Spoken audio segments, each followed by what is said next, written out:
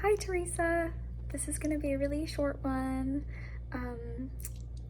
I just wanted to break the seal by doing one of these and letting you know some stuff. Oh, I just totally moved my finger across the camera. That was perfect. I am working on my crochet today, and I thought that would be an easy way for you to see one of these like for the first time. So I'm gonna show you the crochet project that I'm working on right now. You probably remember or have seen recently this guy here, because I don't know, maybe you haven't seen him. Here he is. His frill comes off a little bit sometimes because I didn't sew it all the way on. Anyways, I really love this guy, and I bring him with me when I go a lot of places because he's just so darn cute, and I'm really proud that I made him. So I started making a second clown guy, and I'm almost done with that one. And now I'm making a third one before I even finished my second one, which is kind of silly, but it's really fun. And so the third one that I'm working on right now, it has black yarn and red yarn. Oh, sorry if that's really noisy for you. So let me show you his little face. I'm really happy with his little face. Here it is. Look at his face. Isn't it so cute? I'm really proud of it. And yeah, I'm just really happy, especially because I really got more even with the way I embroidered the face. As you can see here, you can compare. And actually, if I take off his little frill, you can see better his little heart cheeks compared to this one. Yeah, big difference. So I'm really happy, and I'm working on this one lately. What do you think? Isn't he so cute? Anyways, and I have his little legs. I want to show you his little legs. Okay, one of them I'm not sure where it is, but this is the other one. And let's see if I can find it, actually, because it really gives you a better idea of what he's gonna look like, because he is gonna be alternating black and red. So he's gonna have one black leg and one red leg, and then one red arm and one black arm. Anyways, he's super cute. I've been working on that one lately. Let's see. Oh yeah, I've also been trying to pick up my mermaid that I crocheted and work on her hair. So if you forgot about that, there's that one too. What else can I tell you about that I think you've been interested in lately? Let's see, like I'm still reading the Eden Conspiracy. I don't know if I'll be done with that by the time you see this, but if I am, then maybe you'll see me talking about more of it in another video. Let's see.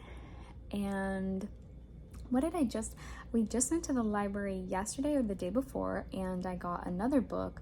We've been going to the library a lot lately, and it's so much fun. It's been really good for my energy levels because it's the perfect like low risk activity. We can just turn around and leave, or not make it all the way there. That's okay, because no one is expecting us there, you know, there's no commitment, and it's not a big deal because it's always open every day. We can always just go back another day. And it's so fun because you get to walk out with like prizes, but you didn't have to spend any money. And even if you don't walk out with prizes, like, you get to go and browse through them, and maybe you think like, oh, that one looks really interesting, maybe I'll get that next time. but I don't know, usually I just walk out with prizes every time, and I don't finish most of them, but that's okay because it's way more fun.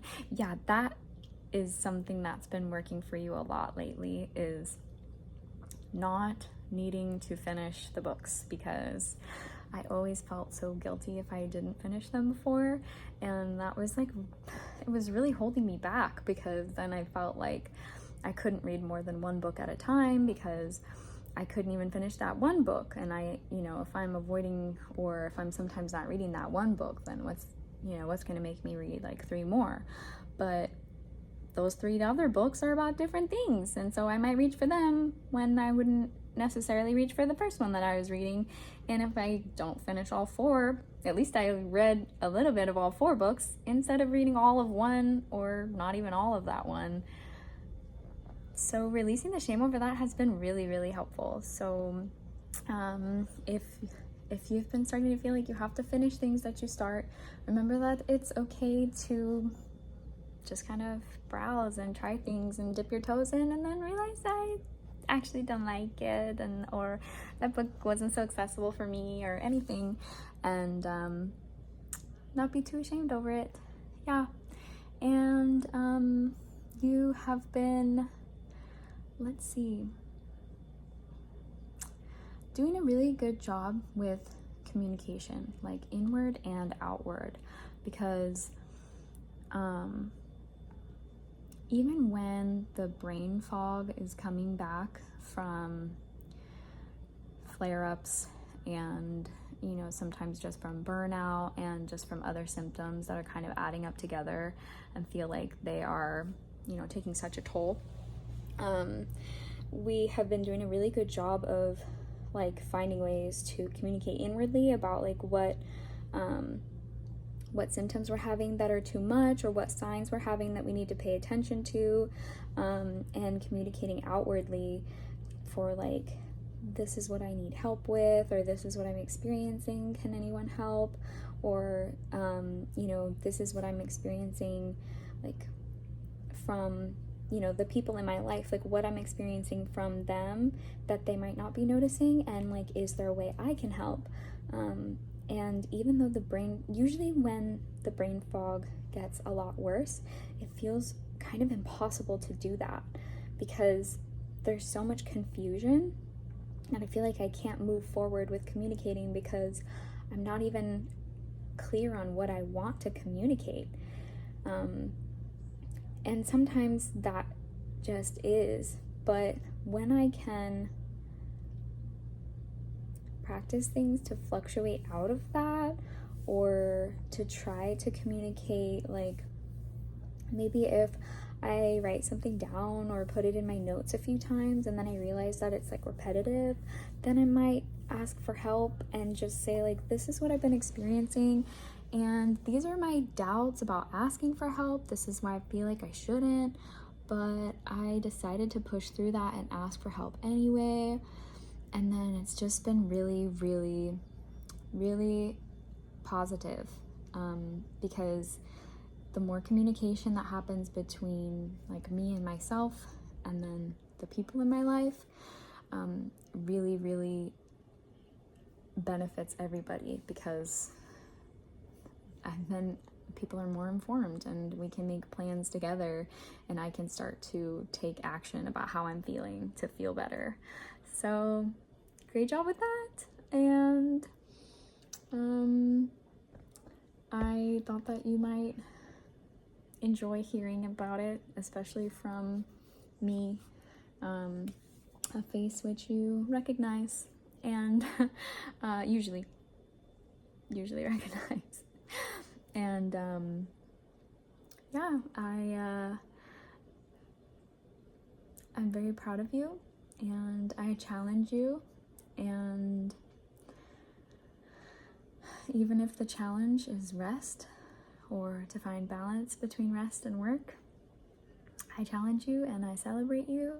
And I wanted to say thank you for being willing to watch this and to hear me, because it can be scary, especially if I'm talking about stuff that you remember or don't remember. Sometimes that's worse. So yeah, I hope you have a great day when you're watching this, and I hope that it helped to break the seal so that we can make another one soon and keep you informed of all that is going on that you might not always have access to. Yeah, cool. Bye bye. Time to crochet.